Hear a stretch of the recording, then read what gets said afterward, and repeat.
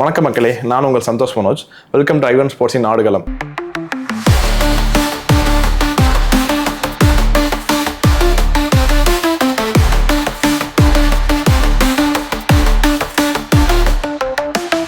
So இங்கே நம்ம யாரை இன்னைக்கு மீட் பண்ணோம்னா former chess champion mister Sathyanarayan அவர்கள் தான். வணக்கம் சார். வணக்கம். எப்படி இருக்கீங்க சார்? நல்லா இருக்கேன். So welcome to our show. Wishing you all the very best. Thank you sir. Chess அப்படின்னா நிறைய பேருக்கு இப்போ வந்து ஞாபகம் இருக்குது குகேஷ். இப்போ அதுக்கு முன்னாடி இருக்கும்போது விஸ்வநாதன் ஆனந்த். ஸோ உங்களோட கேரியர் எப்படி சார்? ஸோ அது எப்படி ஸ்டார்ட் ஆகிடுச்சு சொல்லுங்கள். ஸோ உங்களோட ஏர்லி லைஃப் ஸ்டேஜ், ஸோ அதெல்லாம் நீங்கள் சொல்ல முடியுமா? நிச்சயமாக அது ஒரு சந்தோஷமான நிகழ்ச்சியாக இருக்கும்னு நினைக்கிறேன். நான் செஸ் விளையாட ஆரம்பித்தது 5 வயசில். இது பாண்டிச்சேரி, இப்போ புதுச்சேரின்னு சொல்கிறோம். புதுச்சேரியில் தான் நான் பிறந்து வளர்ந்தேன். என்னுடைய 2 elder brothers, first and second brothers 2 பேருமே நல்ல சாம்பியன்ஸ், நல்ல குவாலிட்டி கேம் அவங்களாவே சுய முயற்சியில் கற்றுண்டாங்க. என்னோடய வயசில் பெரியவங்க. ஆனால் அவங்கள்ட்டேருந்து ஒரு 5 வயசில் நான் செஸ் கற்றுண்ட முதல் வருஷமே வந்து Pondicherry state sub junior championship, அதாவது 16 வயசுக்கு உட்பட்டவர்களுக்கான போட்டி நடந்தது. அதில் நான் ஜாயின்ட் ஃபஸ்ட்டு வந்துட்டேன். அது வந்து லெஃப்டினன்ட் கவர்னர்லேருந்து பரிசு வாங்கினது ஏப்ரல் 1974 நடந்த நிகழ்ச்சி. இதுக்கப்புறம் என்னுடைய செஸ் ஜேர்னி 1974 ஆல்மோஸ்ட் 1988-89 வரைக்கும் பல தரப்பட்ட போட்டிகள், இன்டர்நேஷ்னல் ரேட்டிங் வாங்கினா பல விதமான இதில் விளையாடுறதுக்கு வாய்ப்பு, வெற்றிகளும் கிடச்சிது. ஓ சூப்பர் சார். அதில் குறிப்பாக எல்லாருக்குமே தெரியக்கூடியது, இந்த காலத்தோட கனெக்ட் பண்ணோன்னா விஸ்வநாதன் ஆனந்த். இன்னைக்கு வந்து நம்ம எல்லாரும் விஷின்னு சொல்கிறோம், விஸ்வநாதன் ஆனந்த் சொல்கிறோம். அவர் வேர்ல்ட் சாம்பியன், பலமுறை பல சாதனைகள் புரிஞ்சிருக்காரு.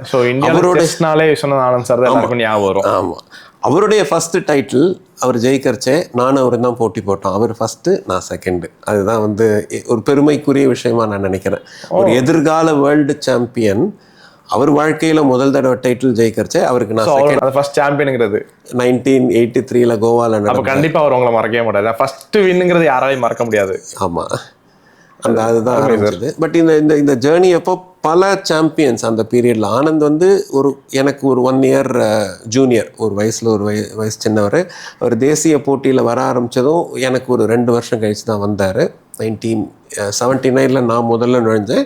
81 தார்வாரில் தான் அவர் முதல்ல நேஷ்னல் ஜூனியர் ஆடினார். 83 தான் நான் சொல்கிறேன் இந்த போட்டி நடந்தது. ஆனால் இந்த 1974 நான் சொல்லக்கூடியதில் நிறைய சாம்பியன்ஸ் வந்து தமிழ்நாட்டிலேருந்து வந்திருக்காங்க, சென்னையிலேருந்து வந்திருக்காங்க. இது வந்து நம்ம ஒரு மேனுவல் ஆரன் சார் அநேகமாக நிறைய பேருக்கு தெரிஞ்சிருக்கலாம். அவர் தான் ஃபஸ்ட்டு இன்டர்நேஷ்னல் மாஸ்டர், சென்னையிலேருந்து தான். ஆக்சுவலாக இங்கே நான் ஒன்று சொல்ல ஆசைப்பட்றேன். ஸோ மேனுவல் ஆரன் பற்றி எனக்கு நிறைய தெரியாது. பட் நான் ஒரு விஷயத்துக்காக ரிசர்ச் பண்ணும்போது நான் அவரை பற்றி நிறைய படித்தேன். ஏன்னா செஸ் அந்த லைஃப் ஸ்டார்ட் ஆன சென்னைலாம் மேனுவல் ஆரன் சார் இல்லாமல் இருக்காது. இந்தியாவோட செஸ் பேஜ்னா அது அவர் பேர் தான் ஃபஸ்ட்டு கண்டிப்பாக இருக்கும். கரெக்ட். ஸோ அப்படிப்பட்ட ஒரு ஆள். ஸோ ஆனால் அதுக்கப்புறம் அவ்வளோ பெரிய கேப் இருக்குது. ஆனால் நிறைய பேர் தெரியுமா இல்லை தெரியலையாங்கிறத எனக்கு தெரியல. இதுக்கு நான் ஒரு வித்தியாசமாக பதில் சொல்லணும்னா, தமிழ்நாடு வந்து ஒரு வரலாறு சிறப்பு மிக்க ஒரு பிரதேசம். இந்தியா ஃபுல்லாக எடுத்திங்கன்னா பல சிறப்புகள் உண்டு. இப்போ இதில் வந்து 6ஆம் நூற்றாண்டு வந்து பல்லவ ஆட்சி, அப்புறம் சோழர்கள், பிற்கால சோழர்கள்னு சொல்லுவாங்க. அதுக்கு முன்னாடி 3ஆம் நூற்றாண்டுக்கு முன்னாடி பாண்டியர்கள், சேரர்கள். 3ஆம் நூற்றாண்டுலேருந்து 6ஆம் நூற்றாண்டு வந்து டார்க் ஏஜ்னு சொல்லுவாங்க. அதுக்கான ஹிஸ்டாரிக் தகவல்கள் இல்லை, களப்பிரர்கள் ஆண்ட காலம்னு சொல்லுவாங்க. அந்த மாதிரி இப்போ ஆரனுக்கு அப்புறம் ஆனந்துங்கிறது வந்து பிளாக் ஏஜ் எல்லாம் கிடையாது. நிறைய சாம்பியன்ஸ் இருந்தாங்க. அந்த ரெக்கார்டிங் இல்லாததான் இங்கே ஒரு மிஸ்ஸிங்காக இருக்குது நிறைய பேர். அது இன்னைக்கு நம்ம சரி பண்ணிடுவோம். ஏன்னா இப்போ நீங்கள் தெரியுங்க, உங்களை மாதிரி நிறைய பேர் செஸ் சாம்பியன் இருப்பாங்க, வந்திருப்பாங்க, நிறைய ஊர்ல வந்திருப்பாங்க. அப்படிப்பட்டவங்க ரெக்கார்டிங் இல்லாத ஒரு கொஞ்சம் வருத்தமான விஷயம். ஏன்னா எல்லாரையும் பற்றி வெளியே தெரிய வேண்டியது ஒரு முக்கியமான விஷயம் நான் எதிர்பார்க்குறேன் சார். நான் இதில் ஒரு குரோனாலஜியை எடுத்துகிட்டு போகிறேன். ஆனந்துக்கு முன்னாடி எப்படி, ஆனந்த் வந்ததுக்கு அப்புறம் எப்படி, அதுக்கப்புறம் இந்த காலத்து சிங்கங்கள், இளம் சிங்கங்கள், குக்கே, கண்டிப்பாக அப்படி போவோம். நான் என்ட்ரி ஆன டயத்தில் வந்து மேனுவல் ஆரன் சார் வந்து ஒரு ரொம்ப ப்ராமினன்ட் ஃபிகர் நேஷ்னல் செஸ்ஸில். பல முறை தேசிய போட்டி, நேஷ்னல் ஏ சாம்பியன்ஷிப்புங்கிற ஒரு பல முறை ஜெயிச்சிருந்தார். முதல் இன்டர்நேஷ்னல் மாஸ்டர்.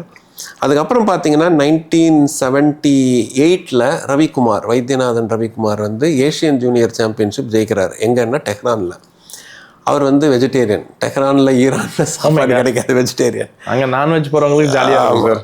அவர் ஒரு பேட்டியில் சொல்லியிருந்தார், கோகோ கோலா குடித்தே ஜெயித்தேன் அப்படின்ட்டு. இதில் என்னென்னா, ஆரன் சாருக்கு அடுத்தது ரவிக்குமார் சார் வந்து இன்டர்நேஷ்னல் மாஸ்டர் ஆகிறார். எனக்கு 9 வயசுனா அவருக்கு 15-16 வயசு இருந்திருக்கலாம். இதே காலகட்டத்தில் 2 சாம்பியன்ஸ் தமிழ்நாட்டிலேருந்து வந்தாங்க. ரவிக்குமாரோட கொஞ்சம் ஏஜில் சீனியர். அதில் ரொம்ப முக்கியமான பிளேயர் வந்து ராஜா ரவிசேகர் அப்படின்னு சொல்லுவோம். அவர் பார்த்தீங்கன்னா 1974லேருந்தோ 5லேருந்தோ 1990 வரைக்கும் தொடர்ந்து 15 வருஷங்கள் நேஷனல் ஏ சாம்பியன்ஷிப் ஒரு தடவை கூட அந்த டாப் 6லேருந்து வராமல் விளையாடினவர். 6 தடவை ஒலிம்பியாட் ஆடி இருக்காரு. ரொம்ப இன்டெலிஜென்ட் பர்சன். அவர் வந்து ஃப்ளூட் எடுத்தாருன்னா நல்லா மியூசிக் வாசிப்பார். பயங்கர மெமரி அவருது. ஆனந்த் நான் எல்லாம் அவர்கிட்ட சிஷ்யப்புள்ள மாதிரி சுற்றிட்டு இருப்போம். இவங்க ஒவ்வொருத்தருமே குரு. ஆரன் சார்ட்ட என்ன ஒரு குறிப்பான ஒரு சுவாரஸ்யமான நிகழ்ச்சி, இன்னைக்கு அவருக்கு 90 வயசு ஆகுதுன்னு நினைக்கிறேன். டெல்லியில் வந்து அவர் முதல் முறையாக நேஷனல் பிக்கு நான் போகிறேன். நான் என்னுடைய 2வது சகோதரர் 2 பேருமே விளையாட போயிருக்கோம். அப்போ மேனுவல் ஆரன் சார் பார்த்தீங்கன்னா அவர் வந்து நேஷனல் ஏல அந்த டாப் 6ல் அவர் அந்த வருஷம் வரல, அதனால் பிக்கு வந்துட்டார். அப்போ நானும் பி எல்லாமே ஒரே டோர்னமெண்ட் தான் ஆடுறோம். அப்போ எனக்கு 12 வயசு. ஒரு நாள் வந்து நீ வா அப்படின்ட்டு என்னை வந்து ஒரு டின்னருக்கு கூட்டிகிட்டு போனார். ஒரு 12 வயசு சிறுவன் நல்லா விளையாடுறான்னு பார்க்கறதுக்கு அவருக்கு he was very happy. Kings கார்னரோ ஏதோ டெல்லியில் அங்கே தான் அழைச்சின்னு போயிட்டு மசாலா தோசையெல்லாம் வாங்கி கொடுத்தாரு. அது வந்து ஒரு பெரிய ஜெஸ்டர். ஒரு பெரிய சாம்பியன் அவங்க லெவல்லேருந்து ஒரு சின்ன பையனை கூட்டிட்டு போயிட்டு ஒரு டின்னர் வாங்கி கொடுக்கணுங்கிறது நான் சொல்றது இந்த காலம் இல்லை, 1980s. அப்படி ஒரு லெஜெண்ட் கூட உங்களுக்கு ஒரு மறக்க முடியாத அனுபவம் தான். அதான் இப்போ வரைக்கும் ஞாபகம் வச்சிருக்கீங்கன்னா அது ஒரு மறக்க முடியாத அனுபவம் தான் சார். ஏன்னா எத்தனை பேர் கிடைக்கும் தெரியாது லெஜெண்ட் கூட. நம்ம அந்த வயசு சின்ன வயசுல நமக்கு ஒரு கூட போறது ஒரு சான்ஸ், அது அவர் கூப்பிட்டு போறதுங்கிறது. 1983 அகமதாபாத்ல ஒரு டோர்னமெண்ட், நேஷனல் டோர்னமெண்ட் ஆடுறச்சு. அவர்கிட்ட ஃபர்ஸ்ட் கிளாஸ் பொசிஷன் கொண்டு வந்துட்டேன். அப்புறம் அந்த வயசோடைய பரபரப்பு தப்பு பண்ணி தோத்துறேன். அப்போ ரவிக்குமார் வந்து திட்டுவார், என்னடா அறிவு இருக்கா அவனுக்கு, இவ்வளோ நல்ல பொசிஷன் வச்சுட்டு தோத்துட்டியே அப்படின்னுவாரு. அந்த மாதிரியான ஒரு விளையாட்டு. அது எதுனால சார் அந்த பதட்டம் வந்தது அந்த மேட்ச்ல? அதாவது உங்களுக்கு ஏதாவது தெரிஞ்சதா? நீங்க பின்னால அந்த ஏன்னா ஒருத்தங்க மேட்ச்க்கு அப்புறம் அனலைஸ் பண்ணுவீங்க, நீங்க அந்த மாதிரி அனலைஸ் பண்ணுவீங்களா எதனால அது தோத்த அப்படின்னு சொல்லிட்டு? பதட்டம் எதனால வருதுன்னா, வெற்றி வரத்துக்கு முன்னாடி வெற்றி வந்த ஒரு மாதிரி மனசில் திங்க் பண்ண ஆரம்பிச்சிரும். இதுக்கு நான் இன்னொரு நிகழ்ச்சியை அப்புறம் சொல்கிறேன். அந்த ஃபீலிங் வரச்ச என்ன ஆகும்னா, நம்மளுடைய சிந்தனையோடைய திறன் வந்து குறைய ஆரம்பிச்சிரும். ஓகே, ஒரு விஷயத்தை முடிக்கிற வரைக்கும் கவனம் சிதறவே கூடாது. முடித்ததுக்கப்புறம் தான் அடுத்தது. அந்த மாதிரியான ஒரு இது. ஆரன் சார் பற்றி முக்கியமாக இன்னொன்று என்ன சொல்லணும்னா, அந்த காலத்தில் மெட்டீரியலே கிடையாதுங்க. இப்போ இன்றைக்கி பார்த்தீங்கன்னா இந்த ஒரு மொபைல் ஃபோனை எடுத்தோம்னா என்ன வேணால் பண்ணலாம். கண்டிப்பாக லேப்டாப்பே ஜாஸ்தி, நெட்டு கனெக்டிவிட்டி இருக்குது. ஒரு மேட்சை டைரெக்டாக ரஷ்யாவில் நடக்கிறதோ அமெரிக்கா எங்கேருந்து வேணால் நம்ம இங்கேருந்து பார்க்குறோம். அந்த காலத்தில் எதையுமே பார்க்க முடியாது. செஸ் இன்ஃபர்மேட்டர்னு ஒரு புக்கு யுகஸ்லாவியாலேருந்து பப்ளிஷ் பண்ணுவாங்க. அது வந்து 6 மாதத்துக்கு ஒரு தடவை அந்த 6 மாதம் நடந்த சிறப்பான ஆட்டங்களை கம்பைல் பண்ணுவாங்க. அந்த புக்கோடைய வேல்யூ வந்து $10 $20 அந்த காலத்தில். இன்றைக்கி $10னா $800 பெரிய விஷயம் கிடையாது. 10,000 கூட இருந்தால் எடுத்து கொடுத்துருவோம். அந்த காலத்தில் $10 கூட பெரிய விஷயம். அந்த மாதிரி இருக்கச்சு செஸ் மேட் அப்படின்னு ஒரு மேகசின் ஆரம்பிச்சு. செஸ் மேட் மேகசின் வந்து ஒரு புரட்சி ஏற்படுத்தியதுன்னு நான் சொல்லுவேன். ஏன்னா இந்தியா ஃபுல்லாக நடக்கிற டோர்னமெண்ட்ஸு, கவரேஜ், கேம்ஸ் எல்லாத்தையுமே அதில் கொண்டு வந்தார். அந்த செஸ்மேட்டில் சத்யா அவனுடைய கேம் எதானே இருந்தால் கொடு அப்படின்வார். நான் இங்கே அவருக்கு அனுப்புவேன், போஸ்ட் கார்டில் எழுதி அனுப்புவோம். அது வந்து கமெண்ட்ரியோட போடுவார். அவருடைய பசங்க 3 பேர், 2 பேர் என்னுடைய செஸ் விளையாண்டவங்க தான். அரவிந்தாரன், அசோகாரன் 2 பேருமே நாங்கள் எல்லாருமே ஒன்றா ஆடி இருக்கோம். நாங்கள் 3 பேரும் போயிட்டு மெட்ராஸ் யூனிவர்சிட்டிக்கு all India inter university title போத்கயாவில் 1985 ஜெயித்தோம். ஸோ ஆரன் சாரை பொறுத்த வரைக்கும் பார்த்தீங்கன்னா அவருக்கு ரொம்ப ஒரு சிக்னிஃபிகண்ட் முத்திரை உண்டு. அவர் முதல்ல ஜெயிச்சாருங்கிறது இல்லை, அடுத்த சமுதாயத்தை உருவாக்குறதுக்கு ஒரு மேகசின், நாலெட்ஜ் ஷேரிங் பல விதத்தில் அந்த இது பண்ணதுனால தான் எதிர்காலத்தில் நிறைய பேர் வர ஆரம்பித்தாங்க. டால் செஸ் கிளப் ஆரம்பிச்சதுலேயும் அவருக்கு ஒரு முக்கியமான பங்கு உண்டு. டால் செஸ் கிளப் இன்னைக்கு இல்லைன்னு நினைக்கிறேன். டால் செஸ் கிளப் இருக்கிறது வந்து ஒரு முக்கியமான சண்டே ஆஃப்டர்நூன்ஸ் வந்து அந்த நிறைய பேர் வந்து கலந்து விளையாடி, இப்போ எப்படி நமக்கு ஒரு கிரிக்கெட்னா அந்த பாம்பேல சச்சின் விளையாடின கிரவுண்ட்ஸ் எல்லாம் சொல்லுவாங்களே, அந்த மாதிரியான ஒரு பயிற்சி பழக்கங்கள் ஏற்பட்ட இடம். ரொம்ப ஒரு ஃபஸ்ட் கிளாஸான ஒரு இது. அதுக்கு அடுத்தது பார்த்தீங்கன்னா இந்த ரவிசேகர் சார், அவர் வந்து என்னுடைய சகோதரர்களோட அவர் இணையாக விளையாடிட்டு இருந்தார். அவங்கெல்லாம் ஒரே டைம் கான்டெம்பரரிஸ், ஒரே வயசு. அவர் வந்து சின்ன பையங்கிறதுனால அவருக்கு என்ன ரொம்ப பிடிக்கும். சார் நீங்கள் உங்கள் கேம் விளையாடணுன்னு கூப்பிட்டாலும் வருவார். நான் இன்றைக்கி விளையாடின கேம் உங்களுக்கு வச்சு காமிக்கணுன்னு பொறுமையாக உட்காந்து பார்ப்பார். 1979 நினைக்கிறேன், பழனியில் நான் என்னுடைய சகோதரர்கள் 3 பேருமே ஒரே சாம்பியன்ஷிப் ஆடிச்சு பரபரப்பு ஏற்படுத்தினோம். என்னுடைய ஃபர்ஸ்ட் பிரதர், செகண்ட் பிரதர், நான் தேர்ட் பிரதர் செஸ் விளையாட ஒரே என்னுடைய பிரதர் வந்து அதில் செகண்ட் வந்தார், ரவிச்சந்திரன் சார். நீங்கள் 3 பேர் ஆப்போசிட் விளையாட சான்ஸ் கிடைச்சதா சார்? சில சமயங்கள் நானும் என்னுடைய பெரிய அண்ணாவும் சில சமயங்கள் எப்படி சார் இருக்கும், மோஸ்ட்லி நான் தோத்துருவேன், அழுவேன். ஆனால் அதாவது என்னுடைய பெரிய அண்ணாட்ட முக்கியமான விஷயம் என்னன்னா, நீயா என்னை ஜெயிக்கிற வரைக்கும் நான் விட்டு கொடுக்க மாட்டேன். அதுதான் வந்து அந்த திறன் வருது. விட்டு கொடுத்துட்டாங்கன்னு வச்சுக்கோங்களேன், சரி ஜெயிச்சிடலாம் போல இருக்குன்ற ஃபீலிங் வரும். பெற வேண்டிய மனப்பான்மை உங்களுக்கு வரணும், அந்த திறமையும் வரணும். அதுக்கு அவங்க 2 பேரோட இது காரணம். அந்த டோர்னமெண்ட்ல ஒரு ஓஎல்வி ராஜாராம்னு தமிழ்நாட்டில் ஒரு சாம்பியன் இருந்தார். வயசில் பெரியவர், அப்போயே ஒரு 40-45 வயசு இருக்கும். அவர்கிட்ட ஒரு பரபரப்பான ஒரு ஆட்டத்தில் நான் ஜெயிப்பேன். அந்த ஆட்டத்தோடைய சிறப்பம்சம் என்னென்னா, நம்ம செஸ் போர்டில் 8 வரிசைகள் இருக்குல்ல, அந்த 7வது வரிசை எதிர் அணியோடைய கிட்டத்தட்ட போயிட்டு முட்டுற வரிசை அது.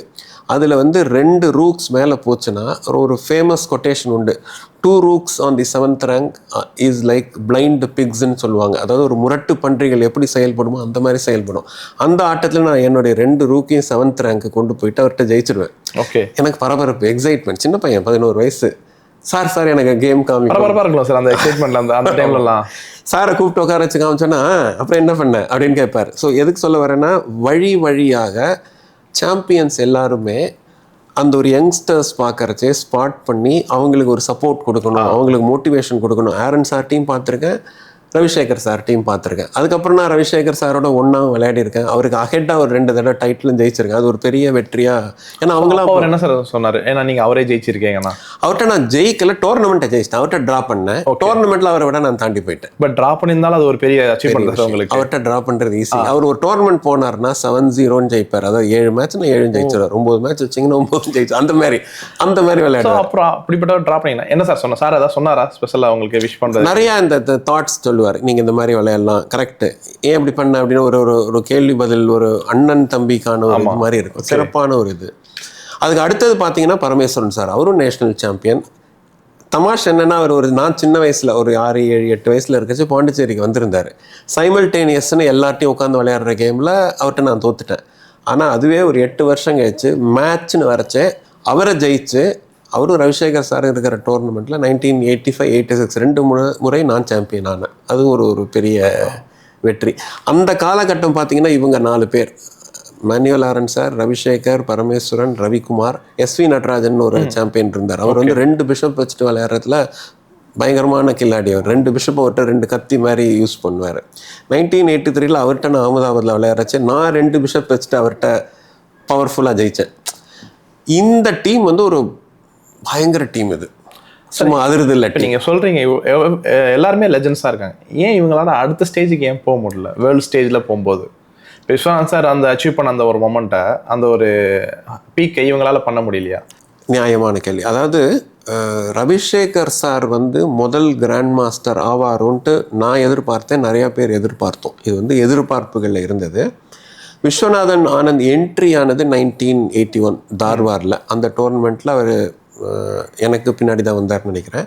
1982 ஹைதராபாத்தில் நான் 3rd வந்தேன், ஆனந்த் 5th வந்தார் அண்டர் 16. 1983 அவர் ஃபஸ்ட்டு வந்தார். அதுக்கப்புறம் அவர் நேஷ்னல் சாம்பியன் ஆகிட்டு வேர்ல்டு லெவலில் போயிட்டு கிராண்ட் மாஸ்டர், ஃபஸ்ட்டு கிராண்ட் மாஸ்டராக 1987 ஆகிட்டார். ஒரு வித்தியாசம் என்னென்னா, ஆனந்துக்கு உள்ள இயல்பான திறன்கிறது வந்து 2-3 விஷயங்கள். ஒன்று மெமரி, 2வது வேகமாக சிந்திக்கக்கூடியது, பயிற்சி, முழு நேர பயிற்சி அதிலே இருக்கிறது. இதெல்லாம் சேர்ந்து ஓரளவுக்கு கொஞ்சம் லக்கும் நமக்கு சேரணும்னா இல்லைன்னு சொல்ல. பட் இந்த இதில் வந்து இவங்க எல்லாரையுமே தாண்டிட்டார். இதே காலகட்டத்தில் பார்த்தீங்கன்னா பெங்கால்லேருந்து திவ்யேந்து பருவான்னு என்னன்னு ஒன்றா விளையாடிருக்கோம். அவர் வந்து நல்ல ஒரு டாப்பில் இருந்தார். அவர் ஆனால் 2nd GM-ஆக தான் ஆறார். ஸோ ஆனந்தோடைய ரேஸில் முக்கியமான காரணம் வந்து இந்த காம்பினேஷன், இந்த எல்லாமே சேர்க்கை. இது எல்லாம் மற்றவங்களுக்கு இருந்ததெல்லாம் அவருக்கு இருந்தது, பட் அது இன்னும் கொஞ்சம் எக்ஸ்ட்ராவாகவே இருந்தது. ஒரு குறிப்பாக சொல்லணும்னா 1983 அவர் ஃபஸ்ட்டு, நான் 2nd. இப்போ நீங்கள் என்ன இன்டர்வியூ பண்ணுற மாதிரி ஆல் இண்டியா ரேடியோலேருந்து எங்கள் 2 பேரும் இன்டர்வியூ பண்ணுறாங்க. ஆனந்தை கேட்குறாங்க, உங்களுடைய எதிர்கால கோல் என்னன்ட்டு. நான் வேர்ல்டு சாம்பியன் ஆவேன் அப்படின்றாரு. 1983 அவர் வந்து ஒரு டார்கெட் ஃபிக்ஸ் பண்ணிட்டார், வேர்ல்டு சாம்பியன் சொல்லிட்டு. கரெக்ட். அந்த தீவிரம் அவர்கிட்ட இருந்தது. இது நான் சொல்கிறது 83. அவர் வேர்ல்டு சாம்பியன் ஆனது 2000, 17 வருஷம் கழிச்சு. நான் உங்ககிட்ட அதே கொஸ்டின் கேட்டிருப்பாங்களா சார்? நான் வேற பதில் சொன்னேன். கரெக்டாக சார். நான் வந்து வேர்ல்டு சாம்பியன் நான் சொல்லலை, நான் வந்து ஒரு நல்ல கிராண்ட் மாஸ்டராக ஆகணும் அப்படின்ட்டு சொன்னேன். ஓகே. ஆனால் காலத்தோடைய போக்கு நான் வந்து செஸ்ஸில் நான் வந்து கிராண்ட் மாஸ்டர் ஆகலை. ஏன்னா நான் செஸ்ஸுன்றதை விட்டு விலகி தொழில்நுட்பத்துறை, தகவல் தொழில்நுட்பத்துறை, ஐடிக்குள்ளே போயிட்டு ஐடியில் ஒரு 36 வருஷம் வந்து இன்றைக்கி பிஸ்னஸ்லாம் ரன் பண்ணுறேன். வாழ்க்கையில் கிராண்ட் மாஸ்டர் ஆகணும் அப்படிங்கிறது இப்போ என்னோட உறுதி. அதை பற்றி நம்ம மேலே பேசுவோம். ஆனால் இல்லை, செஸ்ஸோடைய ஆரம்பம் வந்து நான் இன்றைக்கி வாழ்க்கையில் சாதனை பண்ணக்கூடிய ஒரு விஷயங்களுக்கும் பயங்கரமான பின்னணி. Okay, super. ஏன்னா ஒருத்தர் ஸ்போர்ட்ஸ்ல உங்க கூட விளாண்ட ஜெயிச்சவர் இப்போ வந்து வேற லெவல்ல இருக்காரு. இப்போ நிறைய பேர் உருவாக்கி இருக்காரு, நிறைய பேருக்கு மென்டாரு. ஸோ மானசீக குருவாவும் நிறைய பேர் இருக்காரு. நிச்சயம். நீங்க உங்க சைடு ஃபேமிலி சைடு உங்க லைஃப்லயே நீங்க ஜெயிச்சிருக்கீங்க. ஸோ அதுக்கான வாழ்த்துக்கள் சார். நன்றி. இந்த வருஷம் நீங்க வந்து ஒரு பிசினஸ் உருவாக்கி இருக்கீங்க. ஏன்னா சாதாரண விஷயம் கிடையாது ஒரு பிசினஸ் எம்பையர் உருவாக்கி அது சக்சஸ்ஃபுல்லா இருக்கிறங்கிறது. So congratulate to that sir. Thank you. அடிப்படையான விளையாட்டு, அதுக்கான விதிமுறைகள், பயிற்சி கிட்டத்தட்ட ஒரே மாதிரி இருந்தாலும் தமிழ்நாடு வந்து செஸ் கேபிட்டலாக தான் இருந்திருக்கு. பல விதமான காரணங்கள். முதல்ல ஆரன் சார் ஐஎம் ஆனதுலேருந்து